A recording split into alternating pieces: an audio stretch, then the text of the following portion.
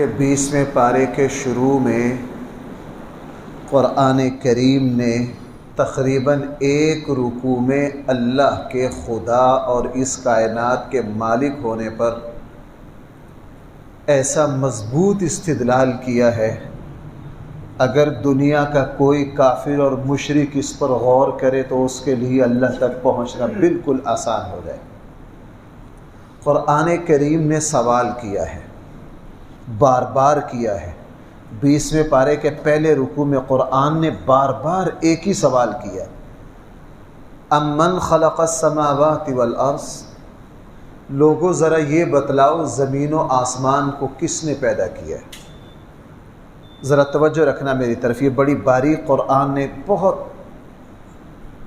لوگوں آسمان سے بارشیں کون برساتا ہے؟ خلق قرآن بار بار کہہ رہا خلق السماوات خلق السماوات خلق السماوات، یہاں قرآن نے بار بار خلق آسمان اور زمین کو کس نے بنایا ہے؟ آسمان سے بارشیں کون برساتا ہے؟ بارشوں کے ذریعے تمہارے فصلیں، تمہارے باغات، پھول پودے، کھیتیاں کون اگاتا ہے؟ اور تمہیں خشکی میں زمین کے اوپر یہ نہریں کس نے نکالی ہیں؟ یہ پانی کے دریا کس نے بہائے ہیں؟ یہ پہاڑ کس نے پیدا کیے ہیں؟ اور عربوں کے یہاں وہ زمانہ اس طرح کے روڈوں کا یہ جدید نہیں تھا، صحرا کے سفر کرنے ہوتے تھے۔ فرمایا کہ تمہیں صحراؤں میں، اندھیروں میں تمہیں راستہ کون دکھاتا ہے؟ اس کا جواب دنیا کے سارے کافروں کے پاس بھی یہ ہے کہ اللہ۔ بھائی سب کا جواب کیا ہے؟ اب ذرا سمجھنا ایک بات، قرآن یہ کہہ رہا ہے کہ تم اللہ کو خالق مانتے ہو، دہریوں کے علاوہ پوری دنیا میں اللہ کے خالق ہونے کا کوئی منکر نہیں ہے۔ نبی کریم صلی اللہ علیہ وسلم کے زمانے کے سارے کافر یہ کہتے تھے کہ اس کائنات کو پیدا کرنے والے اللہ ہیں۔ آج بھی ایسا ہی ہے، آپ کسی ہندو سے پوچھیں، ہندوؤں کے جتنے خدا ہیں ان کے خداؤں کے نام لے کر پوچھیں، جو ان کے بت ہیں، آیا اس نظام کو انہوں نے پیدا کیا؟ وہ کہ نہیں، پیدا تو بھگوان نے کیا ہے۔ پیدا کس نے کیا؟ تو قرآن یہ کہہ رہا ہے کہ جب تم سب اللہ کے خالق ہونے پر متفق ہو، کیا مسلمان، کیا یہودی، کیا عیسائی، کیا مشرکین عرب، کیا سکھ، کیا ہندو، سارے اس بات پر متفق ہیں کہ اس پوری کائنات کا خالق بھائی کون ہے؟ تو قرآن کہہ رہا ہے جب اللہ کو خالق مانتے ہو تو اللہ کو الہ بھی مانو۔ اللہ کو الہ بھی، الہ کسے کہتے ہیں؟ کہ زندگی کے ہر مرحلہ پر جس کے حکم کی پابندی کی جائے اس کو الہ کہتے ہیں۔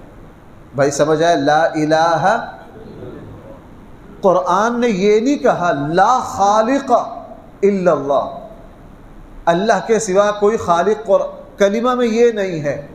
کیوں؟ چونکہ دنیا میں خالق کا دہریوں کے علاوہ کوئی منکر نہیں ہے۔ قرآن کہہ رہا ہے جب تم سب اللہ کو خالق بھی مانتے ہو، اللہ کو الہ بھی مانو۔ اگر اللہ کو خالق مانو، الہ نہ مانو تو جناب یہ سب سے بڑا ظلم اور بے انصافی ہے۔ اس کو ایک مثال سے سمجھیے۔ مثلا ہم ایک گھر دیکھتے ہیں، بڑا عظیم الشان گھر ہے ماشاءاللہ، ایک کنال کا بڑا بہترین۔ ہم پوچھتے ہیں جناب یہ جو پلاٹ ہے یہ کس کے نام ہے؟ کہنے لگے جی فلاں عبد الرحمن کے نام ہے۔ اچھا، یہ مکان تعمیر کس نے کیا ہے؟ جی عبد الرحمن نے۔ اس کا میٹر بجلی والا کس کے نام ہے؟ جی اسی عبد الرحمن کے نام ہے۔ سوئی گیس والا بل کس کے نام ہے؟ عبد الرحمن کے نام ہے۔ اس کی تعمیر کے اخراجات کس نے برداشت کیے ہیں؟ عبد الرحمن نے۔ اب جب سارا کچھ عبد الرحمن نے کیا ہے تو بھائی اس رہائش میں رہنے کا حق کس کا ہے؟ بھائی بولو سارے، کس کا ہے؟ جس نے سارا کچھ کیا۔ قرآن یہی بات کہہ رہا ہے، اگر ایک بندہ پلاٹ خریدے، اوپر رہائش تعمیر کرے، سارے میٹر اس کے نام پر ہوں، اور تم کہو جناب سارا کچھ کیا اس نے ہے لیکن اس کو رہنے کا حق نہیں ہے، تو بھائی اس کو کوئی عقل مند انسان مانے گا؟ قرآن یہی استدلال یہاں کر رہا ہے، جناب جب تم سب اللہ کو خالق مانتے ہو تو اللہ کو الہ بھی، اس لیے کلمہ میں اللہ کے خالق کو، اللہ کے خالق ہونے کو ماننے کا مطالبہ کلمہ میں نہیں کیا گیا، چونکہ اللہ کو خالق سارے ہی مانتے ہیں۔ قرآن نے کہا لا الہ الا اللہ، بندگی کے سوا اللہ کے علاوہ اور کوئی نہیں ہے۔ قرآن کریم نے 20ویں پارے میں نبی کریم صلی اللہ علیہ وسلم کو بار بار فرمایا، اے نبی جی وتوکل علی اللہ، آپ اللہ پر بھروسہ کیجئے۔ آپ کس پر بھروسہ کیجئے؟ جو بندہ اللہ کے علاوہ کسی اور پر بھروسہ کرے گا بھائی وہ ساری زندگی بے آسرا، بے یار و مددگار ہی رہے گا، اور جس کا اللہ پر بھروسہ ہوگا انشاءاللہ زندگی کے کسی لمحہ میں وہ اپنے آپ کو بے یار و مددگار نہیں پائے گا۔ اور قرآن کریم نے اللہ جل جلالہ کا تعارف کرواتے ہوئے ایک بات شروع میں یہ بھی فرمائی کہ بے مضطر اور بے کس بندے کی دعا وہی ذات سنتی ہے۔ کافر، ہندو، دنیا کے جتنے مشرکین ہیں، جب اسباب ساتھ چھوڑ جائیں تو سارے بھائی کس کو پکارتے ہیں؟ اللہ کو۔ قرآن کہہ رہا فَإِذَا رَكِبُوا فِي الْفُلْكِ دَعَوُا اللَّهَ۔ مشرکین عرب ویسے تو 360 بت بیت اللہ میں رکھے ہوئے تھے، لیکن جب کشتی کا سفر کرتے تو پتہ ہے یہاں کسی کی چلنی نہیں سوائے اللہ کے، تو صرف کس کو پکارتے؟ اللہ کو۔ قرآن کریم میں فرمایا جناب جب کسی بند گلی میں پھنس جاتے ہو جہاں تمہیں اسباب تمہارا ساتھ چھوڑ جائیں، بے یار و مددگار ہو جاؤ، تو اس وقت تم کس کو پکارتے ہو؟ اللہ کو پکارتے ہو۔ اب ہمارے ہاں کیا ہوتا ہے، آج ہم اس سے ملتی جلتی حرکت کرتے ہیں۔ اللہ نہ کرے اگر کسی کو کوئی بیماری ہو جائے تو جناب سب سے پہلے پیسے دیکھیں گے، ڈاکٹر دیکھیں گے، فلاں کر فلاں کر فلاں کر فلاں کر، بھاگ دوڑ کرتے کرتے کرتے جب تھک جاتے ہیں تو ہمارے ہاں ڈاکٹر بھی کیا کہتے ہیں؟ جناب ان کی کرو، دعا کرو۔ بھائی کہتے ہیں کہ نہیں؟ حالانکہ یہ شروع میں تھی، یہ کیا تھی؟ شروع میں تھی۔ تو قرآن نے فرمایا بے بس آدمی کی دعا سننا یہ کس کی شان ہے؟ یہ اللہ کی شان ہے۔ اور بھائی قرآن کریم نے قیامت کی نشانیوں میں سے قیامت کی 10 بڑی نشانیاں ہیں۔ بھائی قیامت کی بڑی نشانیاں کتنی ہیں؟ 10 ہیں، اور قیامت کی چھوٹی نشانیاں تقریباً 100 کے لگ بھگ ہیں۔ قیامت کی چھوٹی نشانیاں ساری مکمل ہو چکی ہیں، لیکن قیامت کی 10 بڑی نشانیوں میں سے ابھی کوئی بھی پوری نہیں ہوئی۔ اور قیامت کی جو چھوٹی نشانیاں ہیں نبی کریم صلی اللہ علیہ وسلم نے اپنی ذات کو فرمایا کہ میں قیامت کی نشانیوں میں سے سب سے پہلی نشانی ہوں، میرے بعد اب اور کوئی نبی نہیں آئے گا۔ تو چھوٹی نشانیاں قرآن و سنت میں جتنی بیان کی گئی ہیں وہ ساری قیامت کی مکمل ہے۔ ہاں قیامت کی بڑی 10 نشانیاں ہیں۔ قیامت کی آپ نے سنا ہوگا سورج کا مشرق کی بجائے مغرب سے نکلنا، عیسیٰ علیہ السلام کا آسمان سے اترنا، یاجوج ماجوج کا آنا، یاجوج ماجوج کا ایک دھواں نکلے گا جو پوری دنیا پر چھا جائے گا۔ دنیا میں 3 خسوف ہوں گے، بڑے بڑی زمین کے دھنسنے کے پورے شہر غائب ہو جائیں گے۔ یہ 3 نشانیاں ہیں، زمین میں 3 جگہ یہ ہوگا۔ تو یہ قیامت کی بڑی بڑی 10 نشانیاں ہیں، ان میں سے ایک نشانی کا ذکر قرآن کریم نے 20ویں پارے میں کیا۔ وہ کیا؟ زمین سے ایک جانور نکلے گا۔ قرآن کہہ رہا وَإِذَا وَقَعَ الْقَوْلُ عَلَيْهِمْ أَخْرَجْنَا لَهُمْ دَابَّةً مِّنَ الْأَرْضِ تُكَلِّمُهُمْ۔ اور احادیث میں یہ آتا ہے، علامہ ابن کثیر نے اس آیت کے تحت وہ تفصیلی حدیث ذکر کی کہ لوگ طواف کر رہے ہوں گے بیت اللہ کا، یہ صفا مروہ کی جو پہاڑی ہیں یہاں سے ایک جانور نکلے گا اور اس کی عجیب خلقت ہوگی، اور وہ ہر بندے سے اس کی زبان میں بات کرے گا، یعنی اس جانور کو دنیا جہان کی زبانیں آتی ہوں گی، اور وہ ایمان والوں کے چہروں پر مومن ہونے کی مہر لگائے گا، اور اس کی رفتار اتنی ہوگی، منٹوں میں وہ مشرق میں اور منٹوں میں اگر وہ صبح کو زمین کے مشرقی کنارے پر ہے، شام کو وہ مغرب میں پہنچ گیا۔ یہ قیامت کی بڑی نشانیوں میں سے ایک نشانی ہے۔ حضرت عبداللہ ابن عباس رضی اللہ عنہ فرماتے ہیں سورج کا مشرق کی بجائے مغرب سے نکلنا اور اس جانور کا ظاہر ہونا یہ ایک ہی دن میں ہوگا۔ یہ کیا ہوگا؟ ایک ہی دن میں ہوگا۔ اور قرآن نے یہاں قیامت کی اس بڑی نشانی کا بھی ذکر کیا۔ اور بھائی یہاں 20ویں پارے میں قرآن کریم نے پھر دوبارہ حضرت موسیٰ علیہ السلام کا واقعہ تفصیل سے ذکر کیا ہے۔ تقریباً 4-5 رکوع میں حضرت موسیٰ علیہ السلام کے واقعہ کو قرآن کریم دوبارہ بیان کر رہا ہے۔ قرآن کریم بار بار موسیٰ علیہ السلام کا واقعہ اس لیے تفصیل سے بیان کرتا ہے، نبی کریم صلی اللہ علیہ وسلم نے فرمایا کہ میری امت پر بھی وہی حالات گزریں گے جو بنی اسرائیل پر ہیں۔ بھائی جو کس پر ہیں؟ بنی اسرائیل پر۔ اسی لیے قرآن نے سب سے زیادہ بنی اسرائیل کے حالات بیان کیے۔ بھائی ہمارے آقا صلی اللہ علیہ وسلم جب معراج پر گئے، انبیاء سے ملاقات ہوئی کہ نہیں؟ سب سے زیادہ کس نبی سے ملاقات ہوئی؟ موسیٰ علیہ السلام سے۔ اور نماز کے کم کروانے میں پتہ نہیں کتنی مرتبہ ملاقات ہوئی۔ سب سے زیادہ ملاقاتیں نبی کریم صلی اللہ علیہ وسلم کے معراج پر حضرت موسیٰ سے ہوئی۔ اس لیے قرآن نے تفصیل سے ان کا واقعہ بیان کیا۔ ان کے پیدا ہونے پر فرعون نے کس طرح ایڑی چوٹی کا زور لگایا، اللہ نے ان کو پیدا کیا، فرعون کے دربار تک کیسے پہنچایا، پھر والدہ کا دودھ کیسے پلایا، اور فرعون کے پیسے پر حضرت موسیٰ علیہ السلام کو کس طرح پالا، اور پھر موسیٰ علیہ السلام سے بغیر ارادے کے ایک بندے کا قتل ہو گیا، فرعون کی طرف سے قتل کے آرڈر جاری ہوئے، اللہ جل جلالہ نے موسیٰ علیہ السلام کو بچایا، موسیٰ علیہ السلام مدین چلے گئے، 10 سال وہاں رہے، اور اللہ تعالیٰ نے یہاں سورہ قصص میں موسیٰ علیہ السلام کے اوپر 2 انعامات کا بہت ذکر کیا۔ جس وقت بھائی موسیٰ علیہ السلام کے قتل کے آرڈر جاری ہوئے نا، کابینہ نے جب فیصلہ کیا تو اس کابینہ میں ایک بندہ جو تھا وہ حضرت موسیٰ علیہ السلام کا ہمدرد اور مومن تھا۔ اس نے فی الفور حضرت موسیٰ کو اطلاع کی کہ آپ کے قتل کے آرڈر جاری ہو گئے ہیں، ابھی گرفتار کیا جائے گا آپ کو، آپ فی الفور نکل جائیں۔ موسیٰ علیہ السلام اسی وقت ننگے پاؤں نکلے، 7 دن 7 راتیں ننگے پاؤں سفر کیا۔ بھائی کتنے دن؟ 1 ہفتہ مسلسل سفر کیا، اور فرعون کی حکومت سے باہر نکل گئے مدین۔ اب جب مدین پہنچے تو اب تک تو موسیٰ علیہ السلام نے جو زندگی، ابھی نبوت نہیں ملی موسیٰ علیہ السلام کو، ابھی نبوت نہیں ملی، شہزادوں والی زندگی گزاری۔ اچانک مصیبت آ گئی، مدین گئے، وہاں جانتا کوئی نہیں، ننگے پاؤں چلے، 8 دن سفر یوں کیا کہ درختوں کے پتے کھا کے گزارا کیا، درختوں کے پتے کھا کے۔ اب جب مدین پہنچے کہاں جائیں؟ عجیب دعا مانگی ہے حضرت موسیٰ علیہ السلام نے، میں آگے جا کے اس کا عرض کروں گا۔ اس سے اندازہ ہوتا ہے کہ موسیٰ علیہ السلام کی بے بسی کس حد تک پہنچی ہوئی تھی۔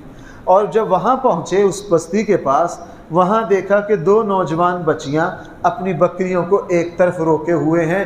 ان سے پوچھا کہ یہ سارے چرواہے اپنی بکریوں کو پانی پلا رہے ہیں، تم کیوں نہیں پلاتی؟ انہوں نے کہا ہمارے ابا بوڑھے ہیں، ہم مردوں کے ساتھ اختلاط سے بچ رہی ہیں، یہ لوگ چلے جائیں گے، ہم ڈول تو نہیں کھینچ سکتی چونکہ کنویں کا ڈول بہت بڑا اور بھاری ہے، بچا کھچا پانی ہم۔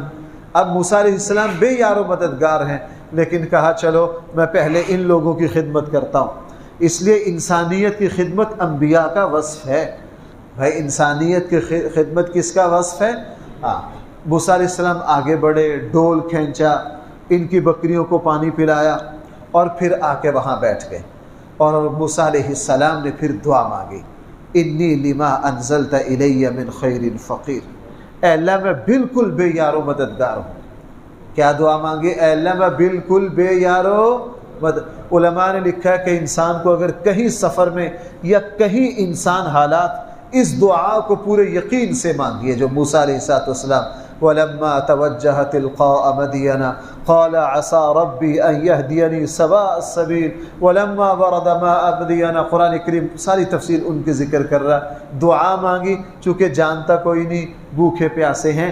یہ بچیاں گھر گئیں، ان کے ابا شعیب علیہ السلام تھے، پوچھا بیٹیو آج جلدی آ گئی ہو؟ انہوں نے بتایا کہ ہمیں اس طرح کا ایک نوجوان ملا، اور وہ بڑا شرم و حیا والا اور بڑا دیانتدار تھا، اس نے ہمارے ساتھ یہ مہربانی کی ہے۔ اور بیٹیوں نے بتایا کہ وہ کوئی دور سے مسافر لگتا تھا۔ حضرت شعیب علیہ السلام نے کہا اگر ایسا تھا اس نے ہم پر احسان بھی کیا ہے، مسافر بھی ہے، اور تم بتا رہی ہو کہ وہ کوئی چہرے مہرے سے اللہ کا نیک بندہ بھی لگتا ہے، اس کو گھر لے آؤ۔ اب دعا مانگی۔ اس لیے بھائیو میری بات سنو، نبی کریم صلی اللہ علیہ وسلم نے فرمایا اللہ بے سہارا بندے، ابھی قرآن کی آیت میں نے شروع میں بتائی امن یجیب المضطر اذا دعا، اللہ بے بس بندے کی دعا کو سنتے ہیں۔ حدیث میں ہے اللہ مسافر کی دعا کو بھی قبول کر لیتے ہیں۔ بھائی کس کی؟ فرمایا مسافر کی اور مظلوم کی اور والد کی دعا کو اللہ فی الفور قبول کر لیتے ہیں۔ دعائیں ماں کے مقابلے میں باپ کی زیادہ قبول ہوتی ہیں۔ بھائی سمجھ رہے ہیں میری بات؟ ماں کے مقابلے میں دعائیں کس کی زیادہ قبول ہوتی ہیں؟ باپ کی۔ خدمت اور فضیلت اسلام میں ماں کی ہے، لیکن دعا سب سے زیادہ کس کی قبول ہوتی ہے؟ باپ کی ہوتی ہے۔ ہمارے یہاں اس کے پیچھے گاڑیوں کے پیچھے لکھا ہوتا ہے یہ میری ماں کی دعا ہے۔ کس کی دعا ہے؟ ماں کی۔ میں نے کہا بھائی اس جملہ کو ٹھیک کرو، اللہ زیادہ دعائیں اولاد کے حق میں کس کی قبول کرتے ہیں؟ حدیث میں ہے اللہ مظلوم کی، مسافر کی، اور اللہ جل جلالہ والد کی دعا کو فوراً قبول کر لیتے ہیں۔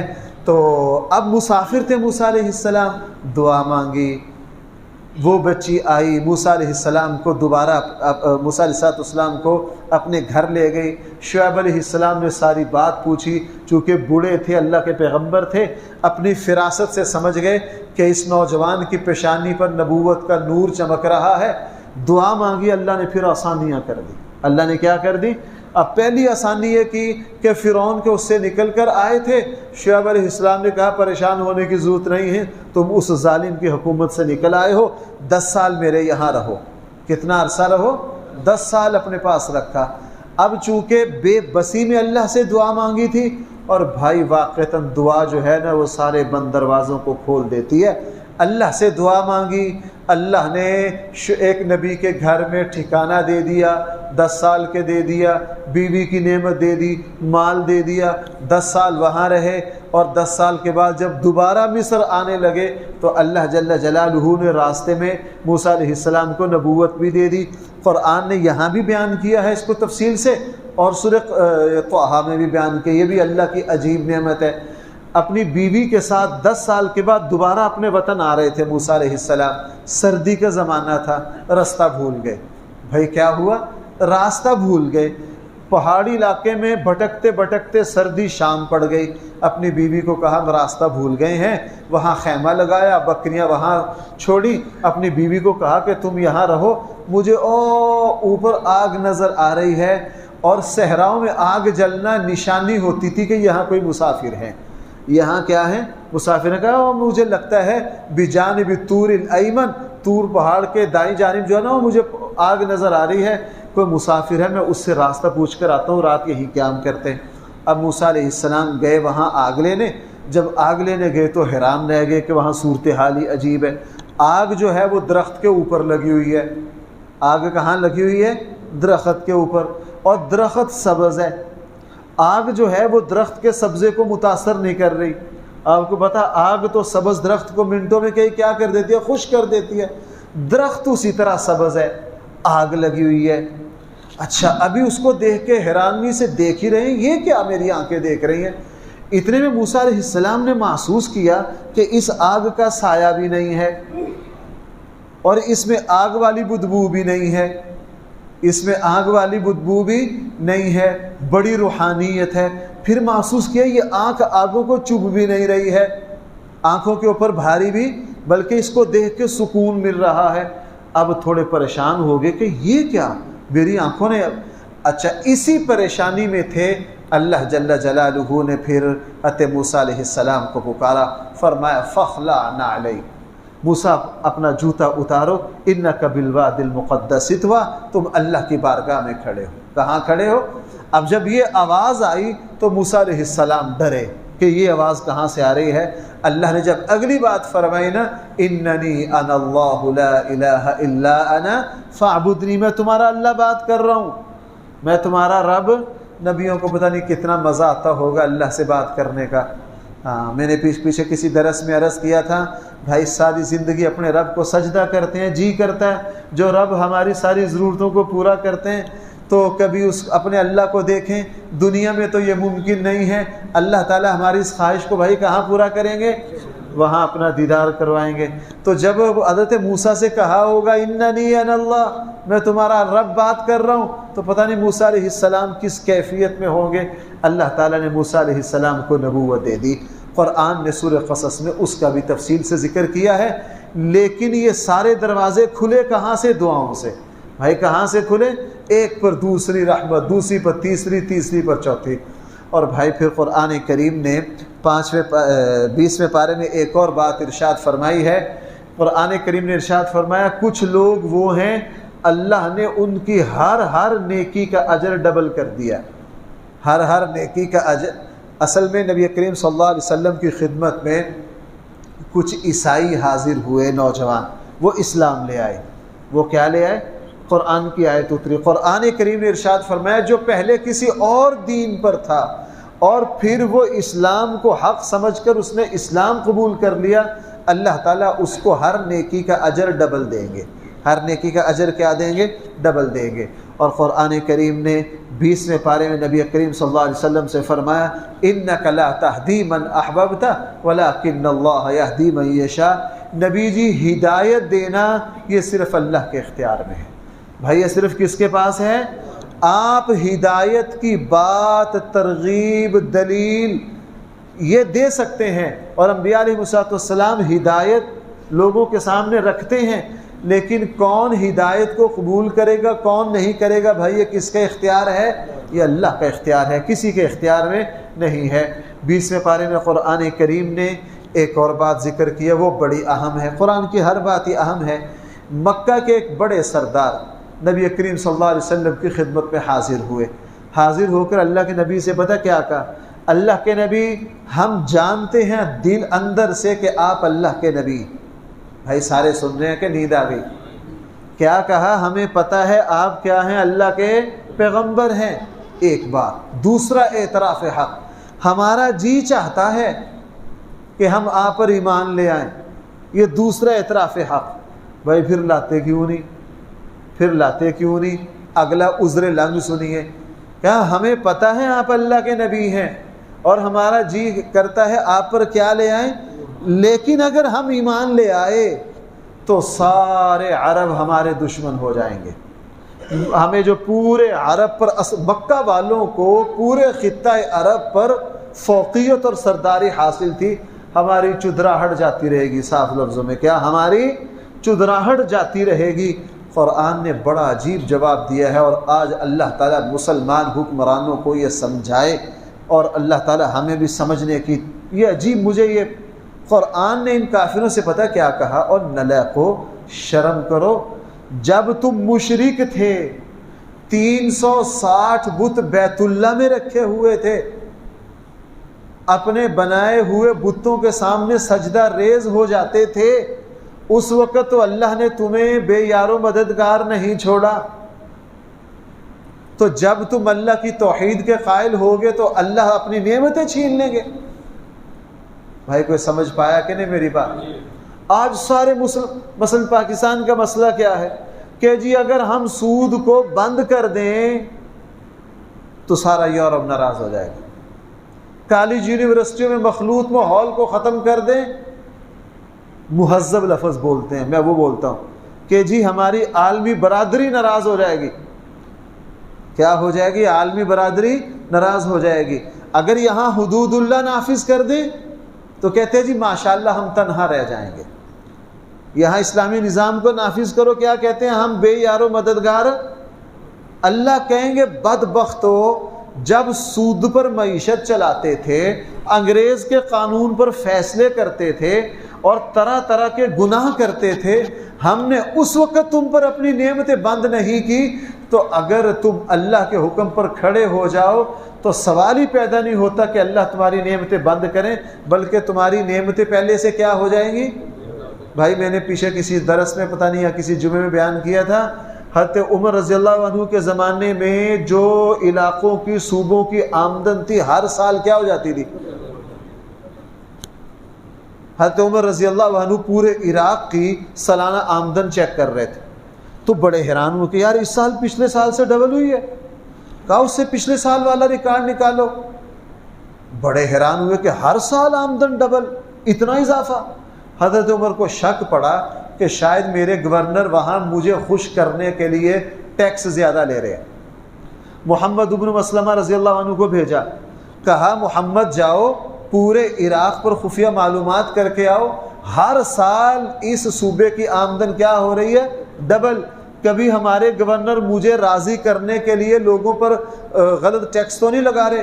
محمد ابن مسلمہ ساری چھان پھٹک کر کے مدینہ آئے، انہوں نے کہا جی کوئی اضافی ٹیکس نہیں ہے، کسی کے اوپر کوئی ظلم نہیں ہے۔ اب حضرت عمر کو سمجھ نہ آئے کہ یہ ہر سال آمدن، وہاں کے گورنر کو لکھا کہ یہ کیا بات ہے، 3 سال سے تمہاری آمدن کیا ہو رہی ہے؟ مرکز کو جو کچھ بھیج رہے ہو وہ ڈبل آ رہا ہے، یہ کہاں سے آ رہا ہے اتنا؟ میں نے خفیہ معلومات بھی لے لی ہیں، تم ظلم بھی نہیں کر رہے ہو۔ تو ان گورنروں نے کیا جواب لکھا تھا، میں نے بڑی مرتبہ آپ کو سنایا۔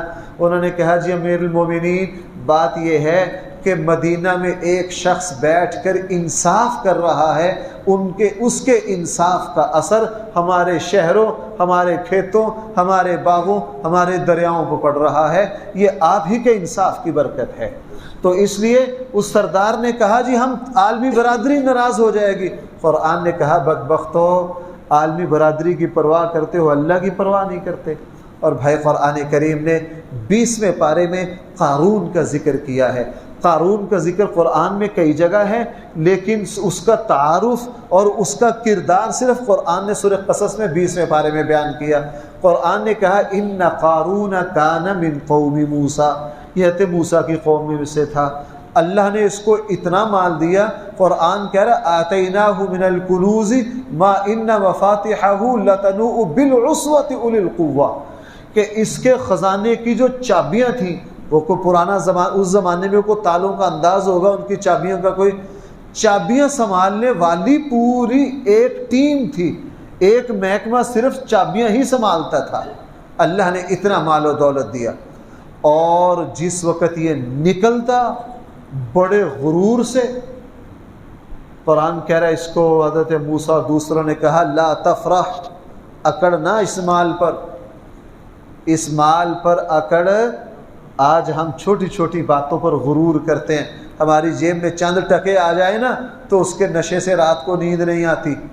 فرمایا اس پر اکڑو نہیں، اللہ نے تمہیں دیا ہے، اس کے حق کو ادا کرو۔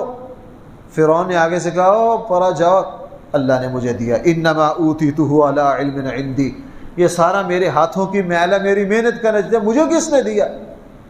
اور جس وقت یہ قارون نکلتا شان و شوکت سے، قرآن یہاں ذکر کر رہا ہے کچھ لوگوں کی رال ٹپکتی۔ بھائی سننا سارے ذرا توجہ کرنا، لوگ حسرت سے دیکھتے اس کی شان کو، اور قرآن کہہ رہا ہے جو علم والے اللہ کے متقی لوگ تھے وہ اپنے دوستوں کو کہتے ہوئے جس وقت یہ نکلا کرے اس کی شان و شوکت پر رشک نہ کیا کرو، جو اللہ کا باغی ہو اس کے مال کو نعمت نہ سمجھو، اس کے مال کو نعمت۔ آج ہم لوگوں کو حرام مال، یہ کون ہے جی، میں نام لے بغیر نام لیے بات عرض کرتے ہیں، یہ کون ہے جی، یہ ضلع کا سب سے بڑا ڈاکو ہے، خبیث ہے، سارا مال حرام ہے، یہ بتھا خوری ہے، پتہ نہیں کیا ہے۔ دنیا حسرت سے دیکھتی ہے۔ مومن جو ہوتا ہے وہ کبھی بھی مال حرام کو للچائی ہوئی نگاہ سے اس کو سمجھتا ہے کہ یہ اللہ کا عذاب ہے، اس پر یہ اللہ کا عذاب تھا۔ تو اس زمانے کے جو نیک لوگ تھے انہوں نے عام لوگوں کو منع کیا کہ قارون کی مال و دولت پر رالے نہ ٹپکاؤ، لیکن ان کو سمجھ نہیں آیا، اللہ کا عذاب آیا۔ فخسفنا به وبداره الارض، اللہ جل جلالہ نے قارون کو خزانوں سمیت زمین میں کیا کر دیا؟ جب دنس رہا تھا پھر سارے لوگوں نے کہا او ہو ہم سے غلطی ہو گئی، ہم تو اس کو بڑا نصیب والا سمجھتے تھے، ہم اس کو کیا سمجھتے تھے؟ ہمارے یہاں بھی بولا جاتا ہے جس بندے کے پاس مال و دولت پتہ نہیں کہاں سے کہ جی فلاں بڑا صاحب نصیب ہے، ہم نے حرام مال کو کیا سمجھ رکھا ہے؟ صاحب نصیب۔ کوئی صاحب نصیب نہیں ہے۔ مومن کسی کے مال کی طرف اگر وہ مال حرام کا ہو مومن اس کو کوئی اہمیت نہیں دیتا۔ اور بھائی قرآن کریم نے دو باتیں اور سن لیجئے. قرآن کریم نے 20ویں پارے میں ارشاد فرمایا اے ایمان والو ایسا نہیں تم ایمان لاؤ اللہ تمہیں آزمائے نہ. بھائی سمجھ رہے ہیں ساری میری بات؟ احسب الناس ان یترکوا ان یقولوا آمنا وهم لا یفتنون. ایسا ممکن نہیں ہے کہ تم ایمان لاؤ تمہارے اوپر آزمائش ہے، دنیا میں مومن ہو اس پر آزمائش نہ آئے. ایسا نہیں ہو سکتا، ایسا نہیں ہو سکتا. یہ دنیا ایمان والوں کے لیے بھائیو آزمائش کی جگہ ہے. ہاں یہ بڑا حساس موضوع ہے. میں نے اپنی زندگی میں ایک نہیں بڑے واقعات دیکھے ہیں. ایک بندہ دین سے دور تھا، مالی فراوانی تھی، اور جب دین کی طرف آیا اللہ نے اس کے مال کو کم کیا. پہلے یہ سمجھ نہیں آتی تھی، پھر بعد میں سمجھ میں آئی.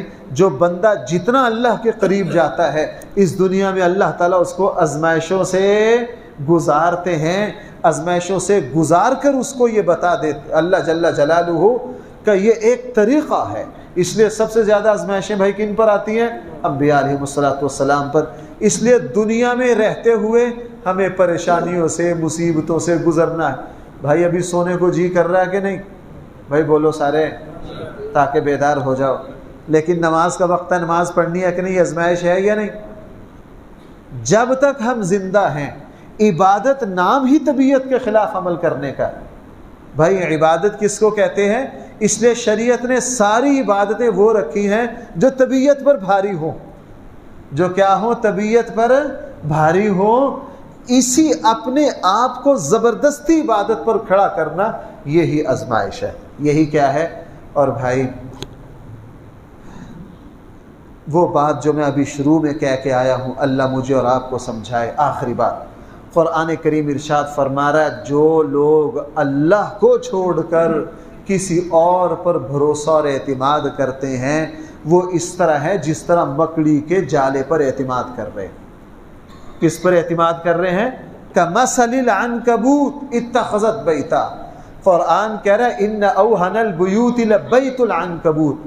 اللہ کی ساری مخلوق میں سب سے بودا اور کمزور گھر کس کا ہوتا ہے؟ مکڑی کا. اس سے نیچے اور قرآن کیا مثال دے، اور قرآن کیا مثال دے. فرمایا جو اللہ کو چھوڑ کر غیر اللہ پر اعتماد کریں گے گویا کہ وہ اس طرح ہیں سخت طوفان اور آندھی میں کوئی یہ کہے یار بڑا بادل آ رہا ہے، سخت بارش آنے والی ہے، میں تو مکڑی کے جالے میں چھپ جاؤں گا. وہ ٹھیک کہہ رہا ہے، چونکہ مکڑی کا جالا اس قابل نہیں ہے کہ اس پر بھروسہ کیا جائے. اللہ جل جلالہ فرما رہے ہیں لوگوں میرے علاوہ کسی ذات پر بھروسہ کرو گے تو مکڑی کے جالے سے بھی زیادہ کمزور پاؤ گے. اس لیے بھائی میں ایک بات آپ سے عرض کروں، نبی اکیلا تنے تنہا. اب دیکھو نا موسیٰ علیہ السلام کے مقابلے پر فرعون ہے، اور فرعون بڑا زبردست، لیکن اکیلا نبی پوری ریاست اور فرعونیت کے مد مقابل کھڑا ہو کر سب کو للکارتا ہے کہ نہیں؟ کوئی ڈر نہیں.